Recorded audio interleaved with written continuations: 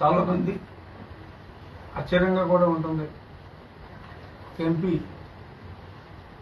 నియోజకవర్గానికి రాకుండా భారతదేశ చరిత్రలో ఇన్ని రోజులు ఉండటం, ఇన్ని సంవత్సరాలు ఉండటం ఎప్పుడైనా జరిగిందా? నేను వెరిఫై చేశా. ఎప్పుడు ఎవరికి కూడా నాకు వచ్చిన పరిస్థితి రాలా.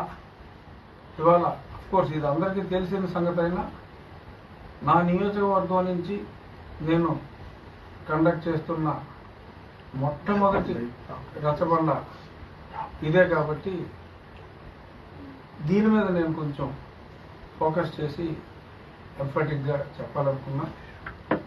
కారణాలు అందరికీ తెలిసినప్పటికీ మళ్ళీ చెప్తున్నా, ఎప్పుడైతే మరి నేను ఈ ప్రభుత్వం చేస్తున్న తప్పుల్ని సరిదిద్దాలనే ప్రయత్నంలో ప్రభుత్వానికి చెప్పే ప్రయత్నాన్ని మరి వాళ్ళు నియంతలుగా ఇది ప్రజాస్వామ్యంలో ఉన్నాము అన్న ఒక ప్రాథమిక సూత్రాన్ని కూడా మర్చిపోయి నియంతల్లాగా వ్యవహరించారు.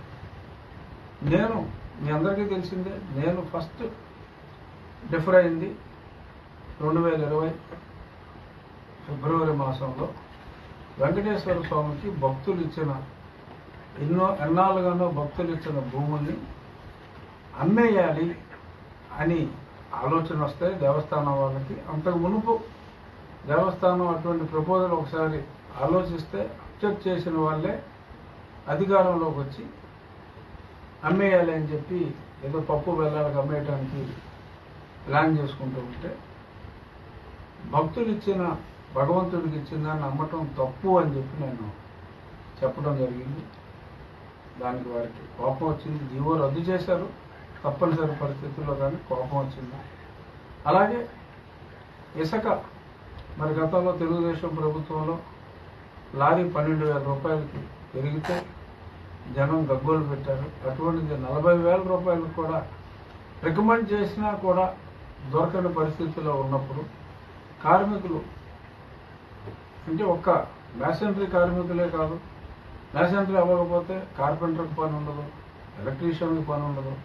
సో భవన నిర్మాణ కార్మిక రంగానికి చెందిన అందరికీ కూడా పనులు లేకుండా అయిపోతున్నారు. మనం ఇసుకేమో పక్క రాష్ట్రాలకు అమ్మేసుకుంటున్నాం, ఇక్కడేమో రేటు పెంచేసాం, ఎక్కడికక్కడ దోచుకుంటున్నారు.